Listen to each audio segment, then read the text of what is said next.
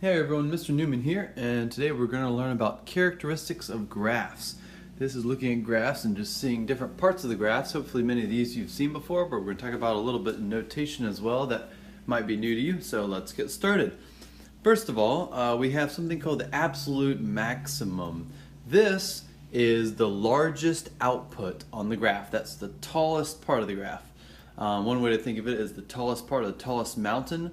So if I'm looking here, I'm going, all right, well, B and F are both equally tall on the graph, the highest points on that curve. So B and F are both the absolute maximum, and that can happen more than once, and that's perfectly fine. So B and F are the absolute maximum.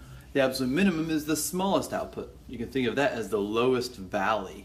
And here there is only one of those, E, so I'm going to mark down E.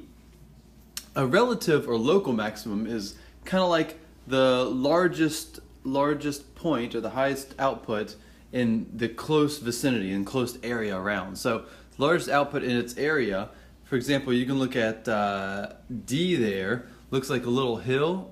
It's not the tallest overall, but you can see it's the tallest in the nearby area. Then that's going to be a relative or a local maximum. And likewise, with a relative local minimum, that's the smallest output in the area. So we actually have two of those.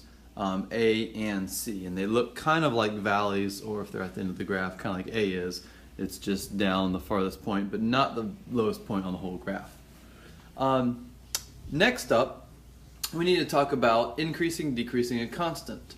The rule is it's always as you're going to the right. So the strict definition is the output is increasing as the input is increasing. Well, the input's increasing when you're going to the right, so we're just asking, all right, when you're going to the right, are you going up or going down? Increasing is up, so we're going to be increasing on that interval, on that interval, and on that interval. In other words, when we use interval notation from A to B, and from C to D, and then from E to F, those are the increasing parts of the graph. Decreasing is the output is decreasing as the input is increasing. So again, as you're going to the right, you're going down this time.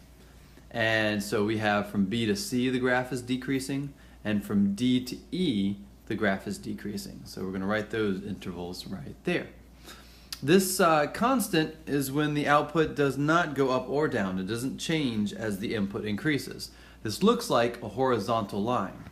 We don't have one on our graph, so I want you to fill one in right here on the side, and we're just going to say that right there. If A had a line going to the left there, that would be a constant part of that function. All right, the x-intercept is where the graph intersects or hits the x-axis. The y-intercept is where the graph hits, or the line hits the y-axis. For one thing, there can be lots of x-intercepts. Not when it's a line, unless it is on the x-axis entirely, but so you're going to see we're going to get to some parabolas, and those go up and down, and then later on in math class you will also find out about something called sine graphs, and those go up and down, and so you can hit the x-axis several times. Whereas the y-intercept, that's where the graph intersects or hits the y-axis, there can only be one of those on a function. And you might want to ask why and think about that, but yeah, there can only be one of them. It has to do with the vertical line test. All right, for the graph on the right here, we want to say, is it increasing, decreasing, or constant?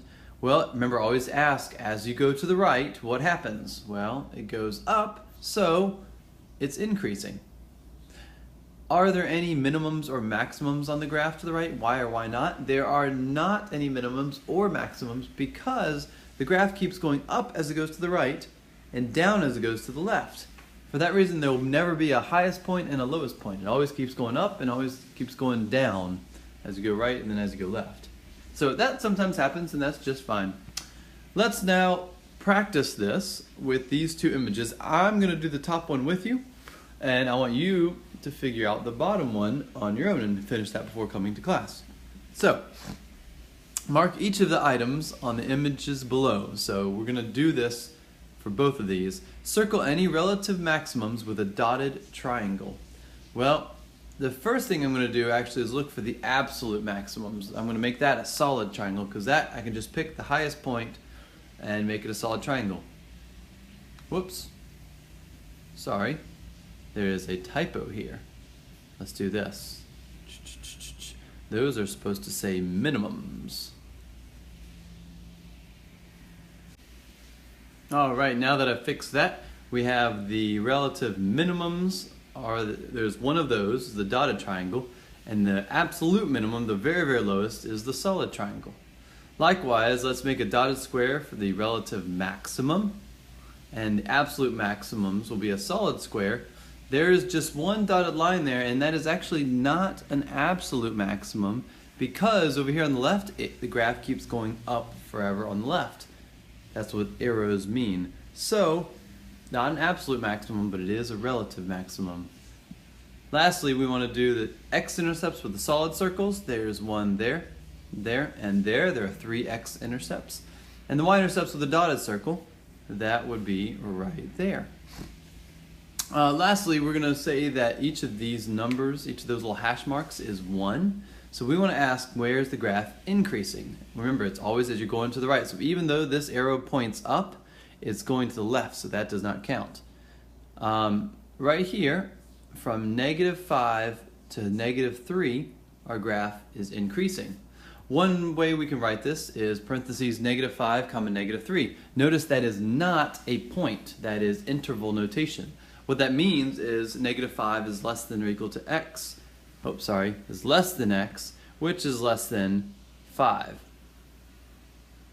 Sorry, -5 is less than x, which is less than -3. That's what this means, okay? I'm not going to write it in this notation any longer. I'm just going to use the interval notation, but I wanted to show you guys what that means. Alright, so the next interval, you see my arrow is from -1 to 1, so I'm going to write parentheses -1, 1.